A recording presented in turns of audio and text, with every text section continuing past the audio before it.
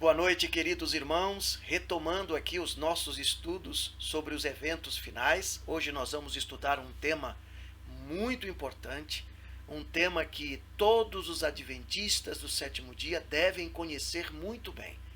Hoje vamos falar sobre o selo de Deus e a marca da besta. Este é o capítulo 15 do livro Eventos Finais. Este livro aqui, que nós estamos estudando, faço questão de mostrar em todas as apresentações aqui nesses 6 dias. Nós escolhemos 6 temas para nós apresentarmos deste livro, os temas mais apropriados para este momento. É um livro escrito pela escritora Ellen White, que os adventistas do sétimo dia a consideram uma mulher de Deus, usada por Deus, iluminada, inspirada por Deus para trazer revelações preciosas à sua igreja neste tempo do fim. E hoje nós vamos estudar este tema. Antes, porém, quero que você feche seus olhos e faça uma oração comigo.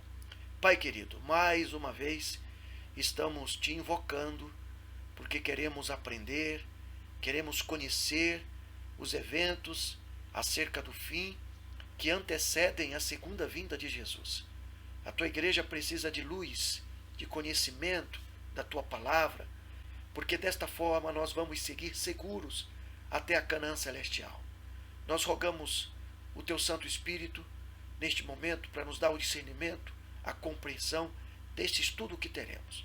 E colocamos diante do Senhor a vida de cada uma das pessoas que estão ouvindo este vídeo aqui, que estão assistindo este vídeo, que estão ouvindo estas mensagens e estes estudos tão preciosos. Fica conosco, perdoa as nossas faltas, é a oração que fazemos em nome de Jesus. Amém. Vamos então começar o nosso estudo sobre o selo de Deus e a marca da besta. Para termos uma melhor compreensão deste tema, o selo de Deus e a marca da besta, nós precisaremos ler alguns textos bíblicos importantes. O primeiro texto, pegue a sua Bíblia, eu sugiro, para que você possa nos acompanhar. O primeiro texto está aqui no Evangelho de João, no capítulo 15, no versículo 10, aonde nos fala aqui, em sentido amplo, que a lei de Deus é o instrumento que ele vai usar para selar o seu povo. Jesus, falando aos seus discípulos, ele diz: se guardardes os meus mandamentos, permanecereis no meu amor, assim como também eu tenho guardado os mandamentos de meu Pai, e no seu amor permaneço. Primeira coisa, Jesus está mostrando aqui que os mandamentos dele são os mesmos mandamentos do Pai. Embora Jesus esteja falando aqui como um ser humano, se identificando com os discípulos, nós precisamos considerar que Jesus é Deus. Ele é divino. Ele, quando veio a este mundo, veio tanto com uma natureza humana, quanto com uma natureza divina. Mas ele é divino, ele é Deus. Então, os mesmos mandamentos dele são os mandamentos de Deus. Aqueles mandamentos que estão lá em Êxodo 20. O decálogo, a lei moral de Deus. Esta é a primeira coisa. Então, se nós observamos os mandamentos de Jesus, estamos observando os mesmos mandamentos de Deus. Não há diferença, são os mesmos. Outra coisa, ele está dizendo que aqueles que guardam estes mandamentos, que é a lei de Deus, permanecem no seu amor. Esta permanência no amor de Deus, em sentido amplo, é um instrumento para selar o seu povo.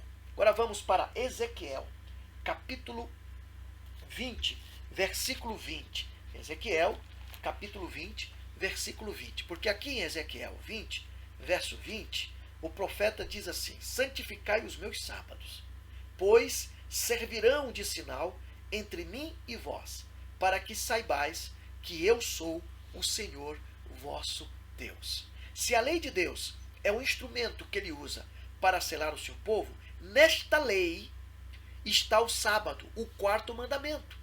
E o sábado é o selo de Deus, o sinal refletido no caráter dos seus verdadeiros filhos. Agora vamos para Apocalipse, capítulo 7, lá para o último livro da Bíblia, Apocalipse, capítulo 7, vamos ler os versos 1 a 4. Prestem bastante atenção nestes versos, porque aqui nós temos descrito como ocorrerá o selamento com o povo de Deus. Como é que Deus vai fazer para selar o seu povo. Diz assim, Apocalipse 7, versos 1 a 4. João está tendo uma visão. E ele diz, depois disto, vi 4 anjos em pé nos 4 cantos da terra, conservando seguros os 4 ventos da terra, para que nenhum vento soprasse sobre a terra, nem sobre o mar, nem sobre árvore alguma. Parênteses. Entende por que não vai haver a terceira guerra mundial? Entende por que esse mundo não vai ser destruído hoje, agora, neste exato momento? Entende por que a pandemia não é ainda o final de todas as coisas? Porque Deus, ele mostrou para o seu profeta 4 anjos em pé nos 4 cantos da terra, retendo seguros os 4 ventos, para que nenhum vento destruísse. Verso 2.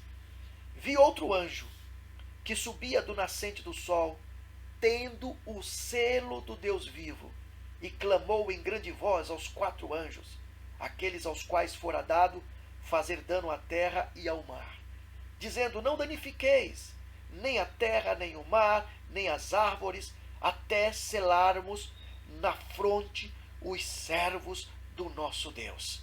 Então ouvi o número dos que foram selados, que era 144.000 de todas as tribos dos filhos de Israel. Estão vendo? Deus não permitiu que a destruição viesse fortemente sobre este mundo, porque ele está em processo de selar o seu povo, o remanescente fiel. Deus está em processo de colocar naqueles que estão dispostos a obedecer à sua lei, aos mandamentos de Jesus, aqueles que observam o verdadeiro dia de adoração, que é o sábado. Deus está colocando neles a sua marca. Deus está identificando estes como sendo do seu povo. Agora, nós vamos ver um outro texto que não tem a ver com o selo de Deus, mas sim com a marca da besta. Apocalipse, capítulo 13. Avança um pouquinho aí, você já está em Apocalipse 7. Umas páginas mais na frente, nós encontramos Apocalipse 13 e nós vamos ler os versos 16 e 17. Aqui na tela só tem o verso 16, mas eu quero ler também o verso 17. Apocalipse 13, versos 16 e 17.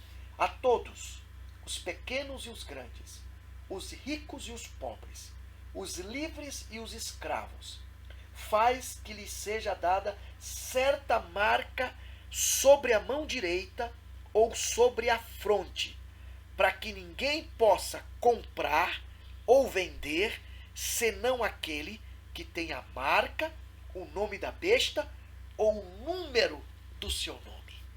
A marca da besta, nós vamos ver no estudo de hoje, é a observância do primeiro dia da semana. Por que a observância do primeiro dia da semana? Porque quando nós estudamos as profecias de Daniel e Apocalipse, nós descobrimos que um poder político e religioso que se opõe ao poder de Deus mudou os tempos e a lei. Está lá em Daniel capítulo 7. Este poder político e religioso mudou o dia de adoração, que é no sábado, o verdadeiro dia de adoração, para o domingo. 321 da era cristã, você vai encontrar um imperador chamado Constantino. Ele foi imperador de Roma. Mas além de ser um político imperador, ele era também o líder da igreja romana, o principal líder da igreja romana. Nele concentrava-se este poder religioso e político. E por meio de um decreto, de um edito, ele determinou que o dia de sábado, o dia de adoração no sábado, passasse para o domingo. Ele estabeleceu para cada dia da semana um Deus que deveria ser venerado. E no domingo, o sol seria este Deus. Por isso que a palavra domingo em latim tem significado dia do sol. Em inglês é Sunday, né? Dia do sol. Porque neste dia, Constantino decretou que todas as pessoas deveriam adorar ao sol. Ele mudou o dia verdadeiro de adoração, o sábado, adoração ao Deus Todo-Poderoso. Por que que o sábado é o dia para adorar a Deus? Gênesis 2, 1 a 3, quando Deus acabou de criar todas as coisas, inclusive o homem e a mulher, Deus instituiu o sábado como um dia santo, como um dia abençoado, como um dia de descanso para que o homem o adorasse como seu Criador. O sábado é o memorial da criação.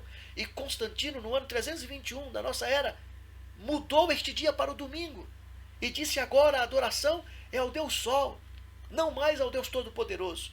Por isso é que nos últimos dias, antes de Jesus Cristo voltar, depois que não houver mais oportunidade de salvação, novamente, um poder político e religioso, de acordo com o Apocalipse 13, chamado aqui de besta, se levantará para fazer oposição ao Deus Todo-Poderoso. E assim como aconteceu lá em Babilônia, com Nabucodonosor, esta besta vai obrigar que as pessoas o adorem e vai exigir que elas tenham a marca. E esta marca é a observância do primeiro dia da semana. Assim como os 3 hebreus na corte babilônica não se curvaram diante da estátua que Nabucodonosor mandara construir, muitos nestes últimos dias, quando sair o decreto dominical, vão se manter fiel ao lado do Deus Todo-Poderoso. E mesmo que sejam ameaçados de morte, como foram os 3 hebreus, eles serão livres pelo poder de Deus. Alguns serão selados, outros terão a marca da besta. É isto que nós vemos nesses textos que acabamos de ler aqui na palavra de Deus. Haverá 2 classes. Só poderá haver 2 classes, diz a serva do Senhor. Cada participante é assinalado distintamente, ou com o selo do Deus vivo, ou com o sinal da besta, ou de sua imagem. O que é o selo de Deus? Acabamos de ver que é a observância do sábado, conforme Ezequiel 20, verso 20, a observância do memorial do Senhor, o sábado que foi instituído lá no Éden, o sábado do 7º dia é a prova de nossa lealdade a Deus. E o que é a marca da besta? João foi convidado a contemplar um povo distinto dos que adoram a besta e a sua imagem, observando o primeiro dia da semana. E Ellen White é bem incisiva em dizer que a observância deste dia é o sinal da besta. Ela ainda diz que quando vier a prova, será mostrado claramente o que é a marca da besta. Ela é a observância do domingo. Deixa eu fazer um comentário aqui muito importante. Eu já ouvi muitas pessoas dizerem que a marca da besta será um chip que vão implantar sob a pele de muitas pessoas. Já vi também algumas pessoas dizerem, você provavelmente já ouviu também, que a marca da besta, isso aí já foi há muito tempo atrás, tá? Mas estou aqui reproduzindo o que eu já ouvi, e eu acho que você também já ouviu, que a marca da besta é aquele código de barras que a gente encontra em alguns produtos que são vendidos no mercado. Todo produto parece que tem um código de barra, né? Até as contas que nós pagamos tem aquele código de barra que você digita os números ou você coloca ali no visor e ele então faz a leitura. Pois é, já ouvi muitas pessoas dizerem que a marca da besta vai ser esse código de barra. Talvez vão colocar um código de barra aqui na nossa fronte ou na mão direita, né? Algumas pessoas pensam isso. Já vi também algumas pessoas dizerem que a marca da besta será um cartão de crédito. Agora, mais recente, há alguns dias, não meses, há alguns dias, parece que 5, 6 dias aí, mas postaram num dos grupos que eu faço parte, uma foto de uma máscara. Essas máscaras que estamos usando agora, neste momento de pandemia, por causa da Covid-19, essas máscaras foram enviadas da China para o Brasil. Milhares delas. E a pessoa dizia, gente, vejam as máscaras que os chineses mandaram para o Brasil. Olha o número que está nela. E o número que estava ali na máscara era 666, 666, que aqui em Apocalipse diz que é o número da besta. E a pessoa usou aquilo para sugerir que aquilo poderia ser a marca da besta que estava chegando. Irmãos, tem muita gente que quando não conhece as Escrituras, quando não estuda, quando não se aprofunda, quando não usa o raciocínio que Deus lhe deu de maneira correta, quando não dobra os joelhos e pede a iluminação de Deus para que compreenda as suas verdades. O que estamos fazendo aqui esta semana, selecionando esses 6 temas sobre eventos finais, é justamente para esclarecer a igreja, para não cairmos nesta ideia alarmista, nestas invenções que os homens criam para tornar a situação mais dramática. Nós temos que acabar com isso. Ellen White é clara em dizer aqui que quando vier a prova, será mostrado claramente o que é a marca da besta. Não vai ser um chip debaixo da pele, não vai ser um código de barras, não vai ser uma tatuagem na sua testa nem na sua mão com um código de barras, muito menos esta máscara. Ainda bem que veio da China, porque se viesse dos Estados Unidos, o alarmismo poderia ter sido maior. Mas veio da China. Não vai ser nada disso, meus irmãos. Vai ser o domingo. Aqueles que aderirem ao domingo como sendo um dia de adoração. Aqueles que manifestarem seu posicionamento ao lado da besta, dizendo: eu vou te reverenciar no dia de domingo. No dia de domingo eu não vou comprar, não vou negociar. No dia de domingo eu não vou abrir meu comércio, porque eu estou respeitando ao que este poder político e religioso que vai se manifestar em oposição a Deus vai exigir. Esta será a marca da besta. Quando isto acontecer, nós vamos ver. Então nada de pensar que essas coisas que as pessoas inventam é a marca da besta. Eu sei que você sabe disso, só estou reforçando isso para que você não se convença ou não corra o risco de ser enganado, como nós vimos no estudo de ontem, né? Se conhecermos as verdades de Deus, vamos estar bem alicerçados. Quando é recebido o sinal da besta? Esta é outra coisa importante que a serva do Senhor expressa aqui neste livro Eventos Finais. Ela diz que ninguém recebeu até agora o sinal da besta. Até agora ninguém recebeu o sinal da besta. Ela diz que a observância do domingo, que é o sinal da besta, não é ainda o sinal da besta. Eu fiz uma confusão, né, em colocar que é o sinal da besta. Desculpa. A observância do domingo será o sinal da besta, mas ainda não é o sinal da besta. Agora ficou mais claro. É isso mesmo que ela está dizendo. Por que ela falou isso? Porque na época em que ela escreveu, a maioria das igrejas evangélicas, como hoje, observam o domingo como sendo um dia para ir à igreja, para adorar a Deus. A maioria dos evangélicos dizem que observam o domingo porque foi no domingo que Jesus ressuscitou. E a ressurreição é algo extraordinário no cristianismo. Então, o sábado perdeu seu valor e o domingo passou a ser agora um dia que nós deveríamos ir à igreja adorar a Deus. Mas aonde é que está isso na Bíblia? A Bíblia não ensina isso. A Bíblia não diz que por causa da ressurreição devemos agora deixar o sábado de lado e passar a observar o domingo. Vá estudar a Bíblia e vê se você encontra um texto que fala disso. Não fala. A Bíblia ensina que o sábado continua valendo, porque a lei de Deus é perpétua. E o sábado verdadeiro está na lei de Deus. E o sábado é o 7º dia da semana. Mas a maioria das igrejas evangélicas observam o domingo. Isso não significa que por observarem um domingo, eles possuem o sinal da besta neste momento. Por isso é que Ellen White escreveu isso, que a observância do domingo não é ainda o sinal da besta. E não o será até que saia o decreto compelindo os homens a venerarem esse falso sábado. Então aqui está um detalhe muito importante. É o decreto que será editado por este poder religioso e político de Apocalipse 13, chamado besta, e nós conhecemos que este poder religioso e político vai se concentrar num homem só, que vai vir da igreja romana. Este poder vai se manifestar e ele vai estabelecer um decreto mundial para que todas as pessoas observem o primeiro dia da semana, que é o domingo, como sendo um dia de adoração à besta. Quando isto acontecer, então a observância do domingo passa a ser o sinal da besta. Nos dias da irmã Ellen White, alguns decretos foram estabelecidos em alguns estados americanos exigindo as pessoas a não comprarem, a não negociarem no dia de domingo. Assim como recentemente nós ouvimos falar que alguns políticos estavam também emitindo, em alguns estados, né, estavam se mobilizando para emitir um decreto de que não abrisse um comércio no dia de domingo, que todo mundo deveria ir para a igreja no domingo e tal.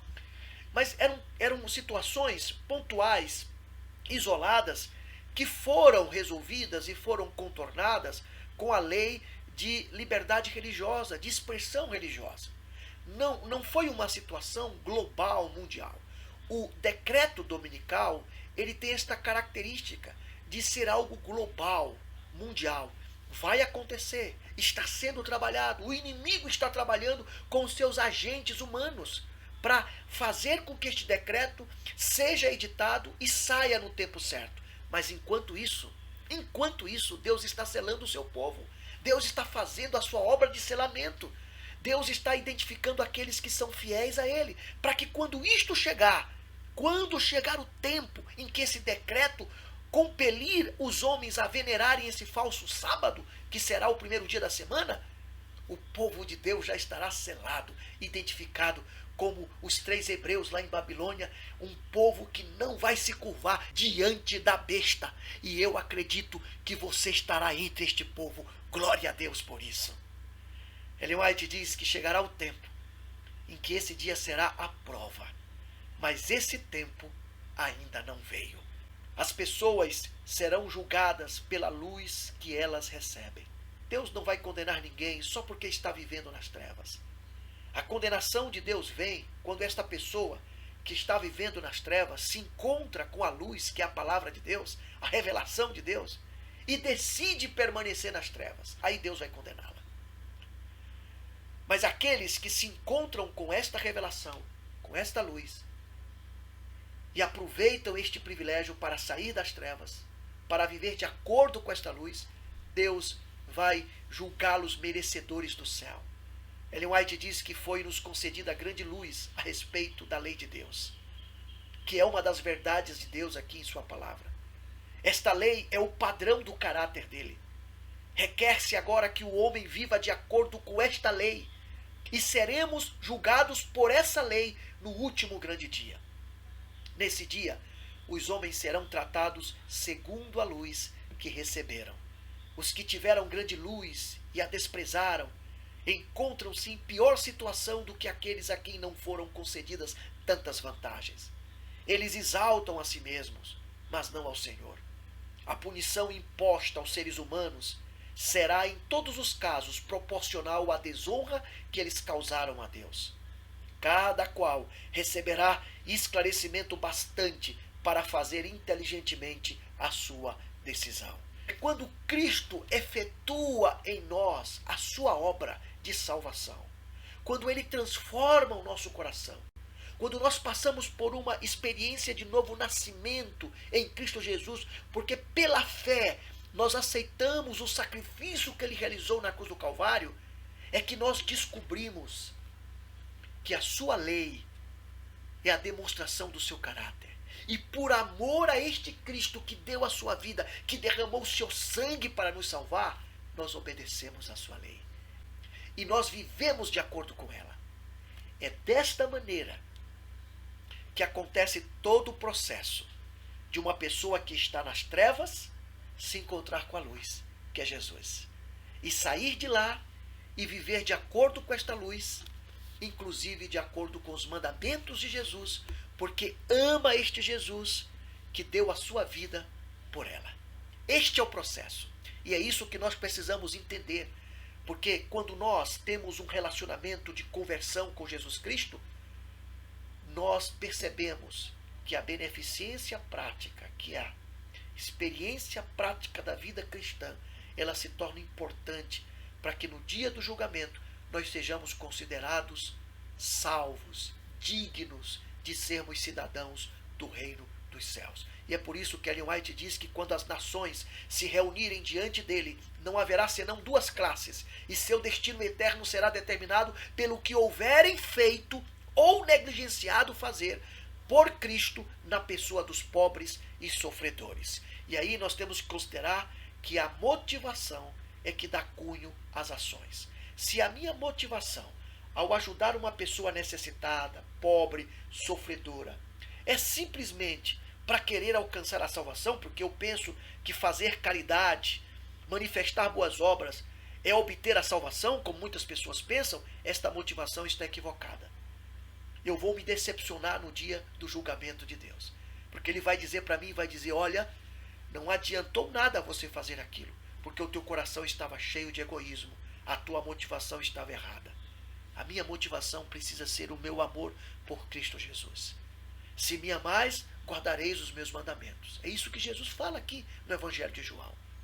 Se eu tenho esta motivação, se aquilo que Cristo efetuou em mim, transformando a minha vida, fazendo com que eu tivesse uma experiência de novo nascimento, eu vou ter as obras de acordo com a motivação certa. Senão, a minha motivação vai estar equivocada. Veja o que a serva do Senhor fala justamente sobre isso neste texto. Ela diz assim: no dia do juízo, alguns apresentarão esta ou aquela boa ação como pretexto para receber em consideração. Eles dirão: eu montei um negócio para vários jovens. Eu dei dinheiro para fundar hospitais. Eu aliviei as necessidades das viúvas e acolhi os pobres em minha casa. Sim, mas os seus motivos estavam tão contaminados pelo egoísmo que a ação não era agradável à vista do Senhor. Em tudo o que fizeram, o próprio eu foi realçado consideravelmente. Irmãos, deixa eu abrir um parêntese aqui para fazer um comentário muito importante. Eu não estou julgando ninguém, mas eu preciso falar isso aqui.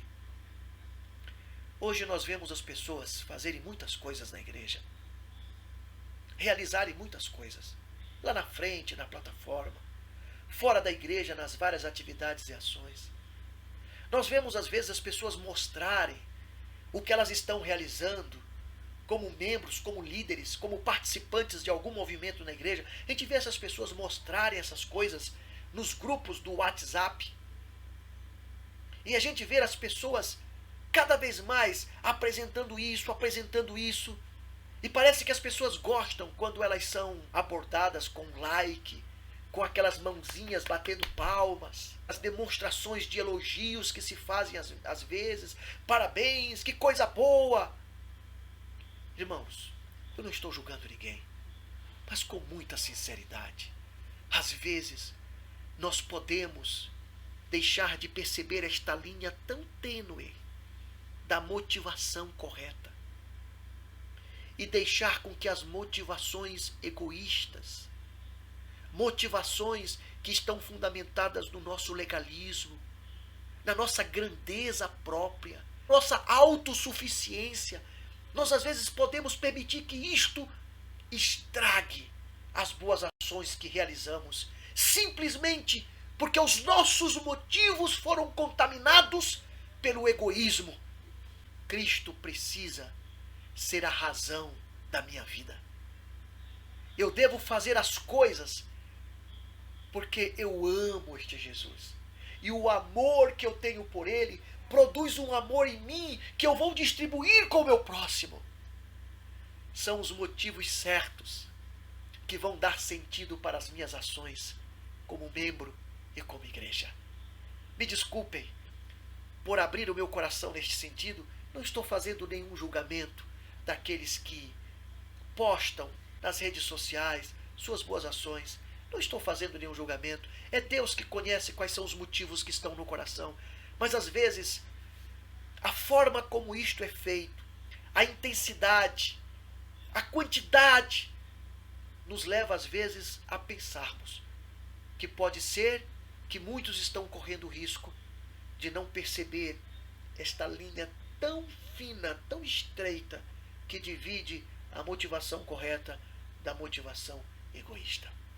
Por isso é que a serva do Senhor nos aconselha com isso. Uma outra coisa importante que nós temos que considerar é que o selo do Deus vivo só será colocado nos que se assemelham a Cristo no caráter. Os que vencem o mundo, a carne e o diabo, assim como Jesus venceu o mundo, venceu os desejos da carne e venceu a Satanás lá no deserto. Os que vencem o mundo, a carne e o diabo, serão os agraciados que receberão o selo do Deus vivo. O selo de Deus jamais será colocado à testa de um homem ou mulher impuros. Jamais será colocado à testa de um homem ou mulher cobiçosos ou amantes do mundo. Jamais será colocado à testa de homens ou mulheres de língua falsa ou coração enganoso. Todos os que recebem o selo devem ser imaculados diante de Deus, candidatos para o céu. Se você está incorrendo nestes erros, eu não quero que você fique desesperado hoje. Quero que você olhe para Jesus, porque Ele está neste exato momento no Santíssimo do Santuário Celestial. E Ele está fazendo uma obra de intercessão. Vá a Ele, se humilhe diante dEle em oração, peça perdão a Deus, busque o perdão por meio do sacrifício de Jesus. Ele vai interceder, Ele é o seu advogado neste momento. E a palavra de Deus nos garante que Ele é justo e Ele perdoará os nossos pecados. Ele perdoará os nossos pecados e Ele vai poder pegar o seu nome e confirmar no livro da vida. Nós estamos na fase do juízo investigativo. Tudo o que fazemos está sendo relatado. Inclusive, se formos pela fé a Jesus Cristo, nos humilharmos e abrirmos o nosso coração e tomarmos a decisão de converter o nosso coração, de deixar com que Ele mude a nossa vida, isto também vai ser relatado. E o melhor disso é que nós vamos ser considerados pela justiça de Cristo dignos e merecedores da salvação. E Deus vai poder então selar você.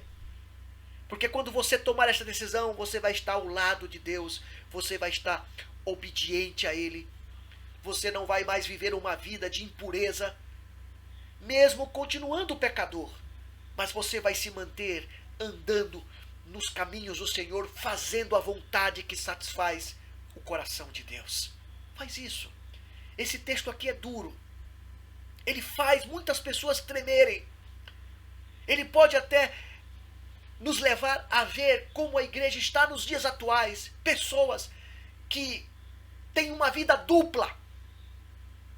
Dentro da igreja é uma coisa, fora da igreja é outra. Mas esse texto aqui não é para fazer isso. Não é para trazer desespero. Não é para você agora começar a fazer uma avaliação de quem está vivendo assim de maneira impura. Não. É para você olhar para você mesmo e ir a Cristo e pedir perdão para que você se acerte e você possa estar de acordo com a vontade de Deus. E desta maneira, meu irmão, você possa se tornar um candidato para o céu por receber o selo de Deus. Satanás está agora usando cada artifício neste tempo de selamento, a fim de desviar a mente do povo de Deus da verdade presente e levá-los a vacilar. Este é o tempo, agora, em que Satanás está trabalhando para enganar os escolhidos de Deus, como nós vimos ontem no estudo que tivemos. Mas irmãos, oxalá o selo de Deus seja colocado em nós. Oxalá que não nos deixemos enganar pelos artifícios, artimanhas de Satanás. Ellen White diz que dentro em pouco será colocado o selo de Deus em cada um de seus filhos. Oxalá ele seja colocado em nossas frontes. Quem pode suportar o pensamento de ser passado por alto quando o anjo se puser a selar os servos de Deus em suas frontes? Meu desejo, meu irmão, meu desejo é que Deus já tenha selado você. Meu desejo, meu irmão, é que Deus cele você. Meu desejo, meu irmão, é que você seja considerado digno de ser do povo de Deus, se preparando para se tornar cidadão dos céus.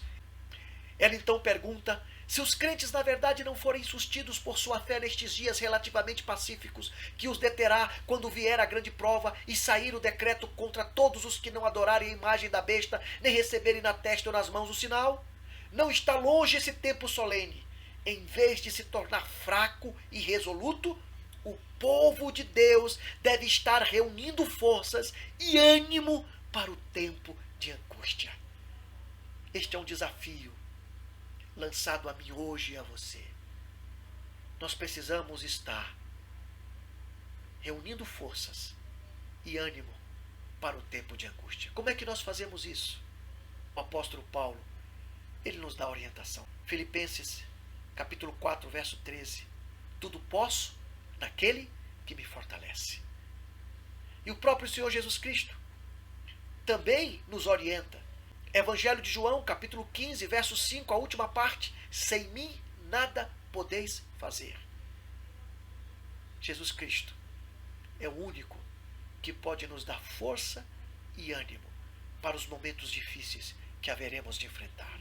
A imposição da observância do domingo é a prova. É a prova. Ninguém é condenado sem que haja recebido iluminação, nem se compenetrado da obrigatoriedade do quarto mandamento. Mas quando for expedido o decreto que impõe o sábado espúrio e o alto clamor do terceiro anjo a advertir os homens contra a adoração da besta e de sua imagem, será traçada com clareza a linha divisória entre o falso e o verdadeiro. Então, os que ainda persistirem na transgressão receberão o sinal da besta. A imposição da observância do domingo, e nós estamos chegando lá. Ainda não chegou, mas estamos chegando lá. Será a grande prova se você realmente é do povo de Deus ou não. Efésios capítulo 4, verso 30. Não entristeçais o Espírito Santo de Deus, no qual fostes selados para o dia da redenção. No grande conflito entre a fé e a descrença, todo mundo cristão estará envolvido. Ao nos aproximarmos do fim do tempo, a distinção entre os filhos da luz e os filhos das trevas será cada vez mais clara. Eles estarão cada vez mais em desacordo. Essa diferença é expressa nas palavras de Cristo: nascer de novo, criados novamente em Cristo, mortos para o mundo e vivos para Deus. São estas as paredes de separação que dividem o celestial do terreno e descrevem a diferença entre os que pertencem ao mundo e os que são escolhidos do meio dele, os quais são eleitos e preciosos à vista de Deus. Eu apelo a você, em nome de Jesus eu apelo a você. De que lado você quer estar hoje?